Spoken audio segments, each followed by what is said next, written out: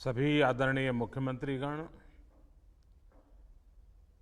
केंद्र में मंत्रिपरिषद के मेरे साथी, गवर्नर्स, लेफ्टिनेंट गवर्नर्स, आप सबको नमस्कार। अनलॉक 1 को 2 सप्ताह हो रहे हैं। इस दौरान जो अनुभव आए हैं, उसकी समीक्षा, उन पर चर्चा हमें आगे के लिए बहुत उपयोगी हो सकती है। आज की इस चर्चा में मुझे भी आपसे काफी कुछ जानने का अवसर मिलेगा। ग्राउंड रियलिटी क्या है उसको समझने का अवसर मिलेगा। आज की चर्चा के निकले पॉइंट्स, आपके सुझाव देश को आगे की रणनीति बनाने में अवश्य मदद करेंगे। साथियों, किसी भी संकट से निपटने के लिए टाइमिंग का बहुत महत्व होता है। सही समय पर लिए गए फैसलों ने देश में कोरोना संक्रमण को नियंत्रित करने में बहुत मदद की है। भविष्य में जब कभी भारत की कोरोना के खिलाफ लड़ाई का अध्ययन होगा, तो ये दौर इसलिए भी याद किया जाएगा कि कैसे इस दौरान हमने साथ मिलकर के काम किया। कोऑपरेटिव फेडरलिज्म का सर्वोत्तम उदाहरण प्रस्तुत किया। साथियों, जब कोरोना दुनिया के अनेक देशों में चर्चा का विषय भी नहीं बना था, तब भारत ने इससे निपटने के लिए तैयारियां शुरू कर दी थी, फैसले लेने शुरू कर दिए थे। हमने एक एक भारतीय की जिंदगी को बचाने के लिए दिन रात मेहनत की है। बीते हफ्तों में हजारों की संख्या में हमारे भारतीय भाई बहन विदेश से अपने वतन वापस लौटे हैं। बीते हफ्तों में लाखों की संख्या में प्रवासी श्रमिक अपने अपने गांव पहुंचे हैं। रेल, रोड, एयर, सी सारे मार्ग करीब करीब अब खुल चुके हैं। लेकिन इसके बावजूद, हमारी इतनी जनसंख्या होने के बावजूद भारत में कोरोना संक्रमण उस जैसा विनाशकारी प्रभाव नहीं दिखा पाया जो दुनिया के और देशों में कोरोना ने आफत पैदा की है। दुनिया के बड़े बड़े एक्सपर्ट्स, हेल्थ के जानकार, लॉकडाउन और भारत के लोगों द्वारा दिखाए गए अनुशासन की आज भारी चर्चा हो रही है। आज भारत में रिकवरी रेट 50% से ऊपर चला गया है। आज भारत दुनिया के उन देशों में अग्रणी है जहां कोरोना संक्रमित मरीजों का जीवन बच रहा है। कोरोना से किसी की भी मृत्यु दुखद है। हमारे लिए किसी एक भारतीय की भी मृत्यु असहज करने देने वाली है। लेकिन ये भी सच है कि आज भारत दुनिया के उन देशों में है जहां कोरोना की वजह से सबसे कम मृत्यु हो रही है।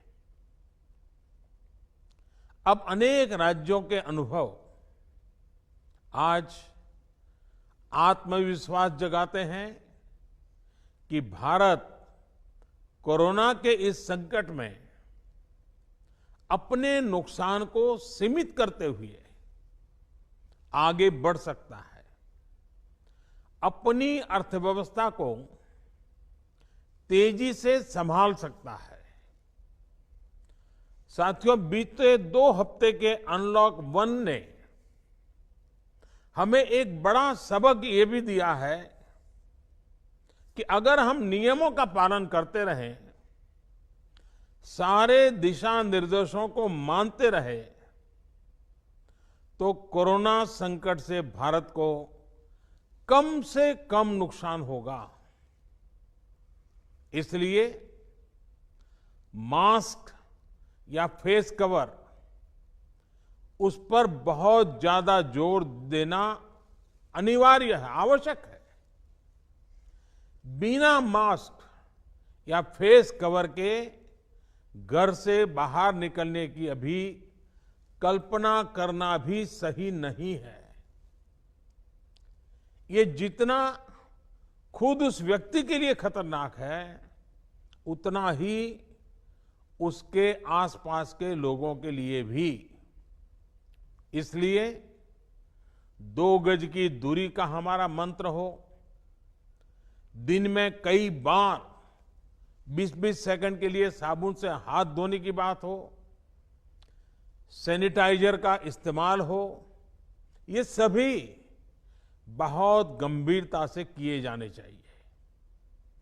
खुद की सुरक्षा के लिए, परिवार की सुरक्षा के लिए, विशेषकर घर के बच्चों और बुजुर्गों की सुरक्षा के लिए ये बहुत जरूरी है।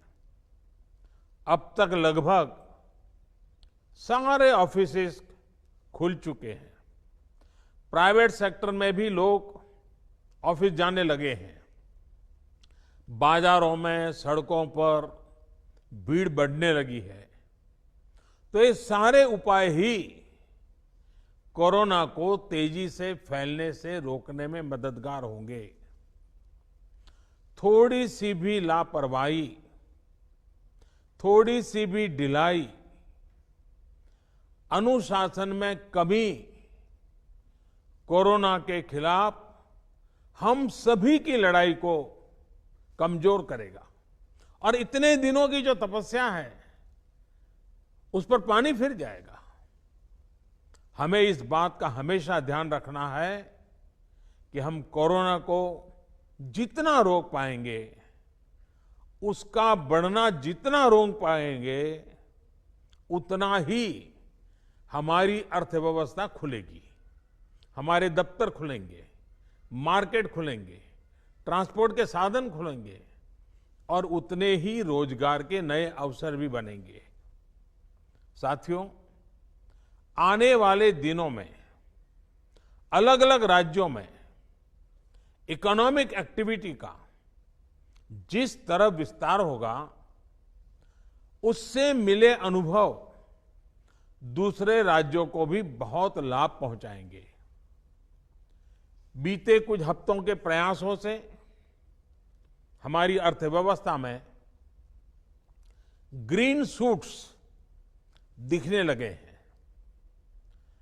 पावर कंजम्पशन जो पहले घटता जा रहा था, वो अब बढ़ना शुरू हुआ है। इस साल मई में फर्टिलाइजर की सेल बीते साल मई की अपेक्षा 2 गुनी हुई है। इस बार खरीफ की बुआई बीते साल की अपेक्षा करीब 12-13% ज्यादा हुई है। 2 व्हीलर्स का प्रोडक्शन लॉकडाउन से पहले के स्तर का करीब करीब 70% तक पहुंच चुका है। रिटेल में डिजिटल पेमेंट भी लॉकडाउन से पहले की स्थिति में पहुंच चुका है। इतना ही नहीं, मई में टोल कलेक्शन में बढ़ोतरी होना इकोनॉमिक एक्टिविटी में वृद्धि को दिखाता है। लगातार 3 महीने तक एक्सपोर्ट में कमी के बाद जून में एक्सपोर्ट फिर से बाउंस बैक करके पिछले साल के प्री कोविड पीरियड में पहुंच गया है। ये तमाम संकेत है जो हमें प्रोत्साहित कर रहे हैं, आगे बढ़ने के लिए प्रेरित कर रहे हैं। साथियों, आप में से अधिकतर राज्यों में एग्रीकल्चर, हॉर्टिकल्चर, फिशरीज और एमएसएमईज का हिस्सा बहुत बड़ा है। आत्मनिर्भर भारत अभियान के तहत बीते कुछ दिनों से इन तमाम सेक्टर्स के लिए अनेक प्रावधान किए गए हैं। एमएसएमईज को सपोर्ट करने के लिए अनेक फैसले हाल में लिए गए हैं। समयबद्ध तरीके से एमएसएमईज को बैंक से क्रेडिट दिलाने का प्रयास हो रहा है। 100 करोड़ रुपए तक के टर्नओवर वाले उद्योगों को 20% अतिरिक्त क्रेडिट के ऑटोमेटिक इंक्रीज का लाभ दिया गया है। अगर हम बैंकर्स कमिटीज के माध्यम से ये सुनिश्चित करेंगे कि उद्योगों को तेजी से क्रेडिट मिले, तो वो जल्द से जल्द काम शुरू कर पाएंगे, लोगों को रोजगार दे पाएंगे। साथियों, हमारे यहां जो स्मॉलर फैक्ट्रीज हैं, उन्हें गाइडेंस की, हैंड होल्डिंग की बड़ी जरूरत है। मुझे पता है आपके नेतृत्व में इस दिशा में काफी काम हो रहा है। ट्रेड और इंडस्ट्री अपनी पुरानी रफ्तार पकड़ सकें, इसके लिए वैल्यू चेंज पर भी हमें मिलकर काम करना होगा। राज्यों में जहां कहीं भी स्पेसिफिक इकोनॉमिक एक्टिविटी पॉइंट्स हैं, वहां 24 घंटे काम हो, सामानों की लोडिंग अनलोडिंग तेजी से हो, एक शहर से दूसरे शहर तक सामान जाने में स्थानीय स्तर पर किसी तरह की दिक्कत ना हो, तो इकोनॉमिक एक्टिविटी और तेजी से बढ़ेगी। साथियों, किसान के उत्पाद की मार्केटिंग के क्षेत्र में हाल में जो रिफॉर्म्स किए गए हैं, उससे भी किसानों को बहुत लाभ होगा। इससे किसानों को अपनी उपज बेचने के लिए नए विकल्प उपलब्ध होंगे, उनकी आय बढ़ेगी और खराब मौसम के कारण, स्टोरेज के अभाव के कारण उनको जो नुकसान होता था, उसे भी हम कम कर पाएंगे। जब किसान की आय बढ़ेगी तो निश्चित रूप से डिमांड भी बढ़ेगी और राज्य की अर्थव्यवस्था की गति भी बढ़ेगी। विशेष तौर पर नॉर्थ ईस्ट और हमारे आदिवासी इलाकों में फार्मिंग और हॉर्टिकल्चर, इसके लिए अनेक अवसर बनने वाले हैं। ऑर्गेनिक प्रोडक्ट्स हो, बाम्बू प्रोडक्ट्स हो, दूसरे ट्राइबल प्रोडक्ट्स हो, उनके लिए नए मार्केट का द्वार खुलने वाला है। लोकल प्रोडक्ट के लिए जिस क्लस्टर बेस्ड रणनीति की घोषणा की गई है, उसका भी लाभ हर राज्य को होगा। इसके लिए जरूरी है कि हम हर ब्लॉक, हर जिले में ऐसे प्रोडक्ट्स की पहचान करें जिनकी प्रोसेसिंग या मार्केटिंग करके एक बेहतर प्रोडक्ट हम देश और दुनिया के बाजार में उतार सकते हैं। साथियों, बीते दिनों आत्मनिर्भर भारत अभियान के तहत जितनी भी घोषणाएं की गई हैं, वो एक निश्चित समय सीमा के भीतर जमीन पर उतरे, इसके लिए हमें एकजुट होकर काम करना है। इस पृष्ठभूमि में कोरोना से लड़ाई और इकोनॉमिक एक्टिविटी से जुड़े आपके जो सुझाव हैं, जो तैयारियां हैं, वो जानने के लिए मैं बहुत उत्सुक हूं और मुझे पक्का विश्वास है कि अनुभव के आधार पर आपकी जो बातें आएगी, वो आने वाले रणनीति बनाने में बहुत काम आएगी। मैं गृह मंत्री जी से आग्रह करता हूं कि वे आगे की चर्चा का संचालन करें